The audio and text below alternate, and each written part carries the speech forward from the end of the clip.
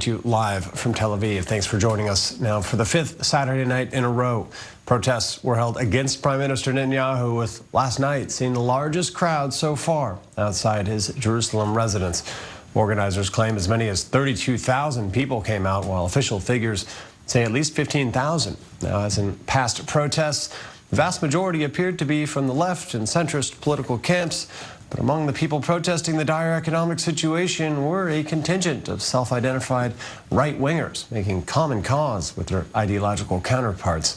The signs read, quote, "Right-wingers and left-wingers refuse to be enemies."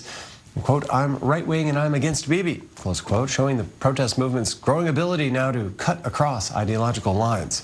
Here's more from the demonstration. Fighting for the future. We want a different future, a future that we can live equally together without hate.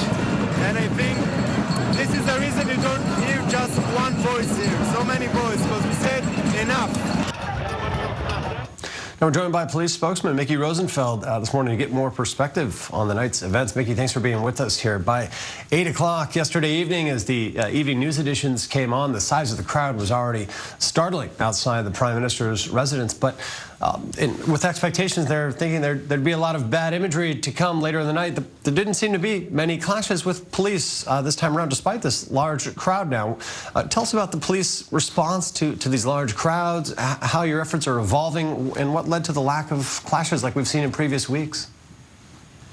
Well, first of all, security preparations were made for the large numbers that we were expecting last night. Over 15,000 people, which is almost a similar number that took place a week ago around the Prime Minister's residence.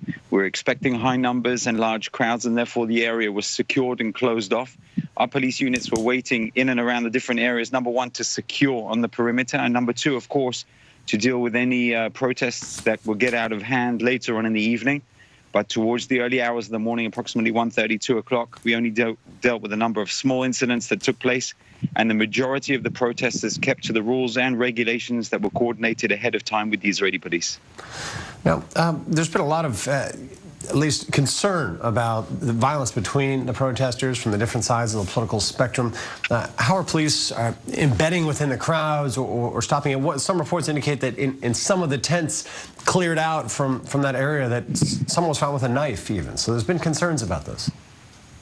Well, separately this morning, police units were in and around the area of the Independence Park in order to make sure that the municipality workers that were in the area who removed the tent were secured at the time. That was a separate issue that we dealt with. But in general, as far as the protests are concerned, both in Tel Aviv as well as in Jerusalem, we're also, of course, patrolling different areas, preventing other individuals that could arrive in the area and disrupt the main protest, which is, of course, the main event, the main option, the main giving the people the capability of carrying out protests according to the laws and regulations. And the coronavirus, unfortunately, still hasn't gone anywhere on us here. Mickey, where's the police effort stand this week? What's the focus from the side of the police?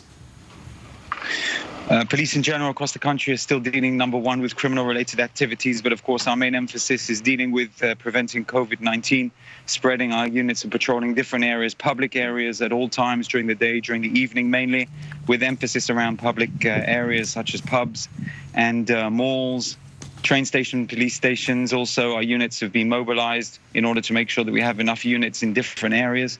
But that is something as we will continue carrying out, no doubt, through next few weeks. Thank you very much, Mickey Rosenfeld of the Israeli police. Now, the impasse over the national budget is deepening within Israel's ruling coalition, as both the Likud and blue and white parties announced that there would be no cabinet meeting today, casting blame on each other for the breakdown. And the extreme and highly unusual cancellation of the weekly meeting brought a growing coalition crisis into sharp relief now, as both parties appear to dig their heels in amid rampant speculation that fresh elections could be around the corner before the end of the year even. The Likud tweeted a warning to the blue and white, telling them not to get in the way of efforts to provide financial assistance to the citizens of Israel, a sensitive topic. While for his part, Blue and White Chair Benny Gantz spoke with Israel's Channel 12, saying he won't cave on the budget issue.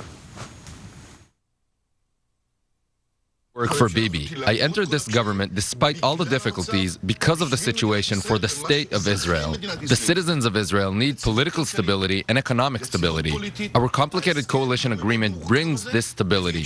And if we do not insist on it, then everything will fall apart anyway. There is no reason to play games. So I understand you're saying you're going all the way in terms of budget. I'm very clear on this issue all the time.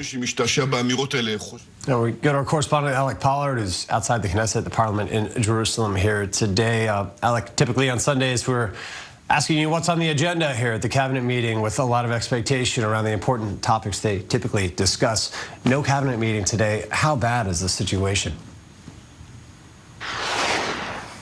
Well, it's quite unusual that you don't have a government meeting on Sunday, but the Blue and White Party said they're not going to take part in this meeting because the Likud Party is not honoring the coalition agreement, which says that there needs to be a 2-year budget, and Likud, of course, are insisting on a 1-year budget. The Likud Party, meanwhile, are blaming Blue and White. They say that they've put forward this financial aid package of 8.5 billion shekels, which is over $2 billion, that they want to put up to a vote in the government today, and the Blue and White Party are not willing to come to that vote and therefore are preventing the passing of this aid package, which will help the Israeli population during Corona. But they only put this proposal forward yesterday, so Blue and White Party are saying you cannot put up such an important financial package from day to day. It's just an attempt to put the blame on Blue and White for breaking apart this government meeting. So we're seeing a very big blame game that's going on between the sides, which is all revolving around this fight over the national budget,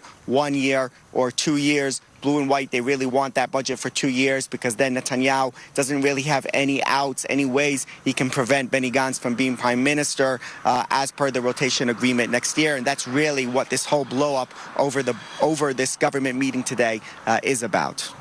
Now, this last week, there were some images circulated of Prime Minister Netanyahu, and I believe the town of Ramleh stopping at a falafel stand. It looked like the campaign trail again, with certain politicians all clearly seeing it the same way here. Now, Alec, what about this speculation for further elections?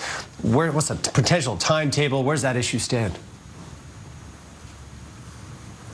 Well, that's certainly what it feels like, that we're going to another elections. And we also saw that in the parliament, in this beef between Netanyahu and Yair Lapid, trading insults of one another. Netanyahu clearly sees Lapid as his main rival if there's going to be elections, and that's also what the polls show. Benny Gantz taking a big nosedive if there's an elections, because it means his attempt to join the unity government with Netanyahu was a big failure if indeed there are elections. So it's really Netanyahu versus Lapid in that eventual scenario. And a lot of this really does come down to Netanyahu. There are rumors saying that some of his trusted people in the Likud are calling on him to go to elections now.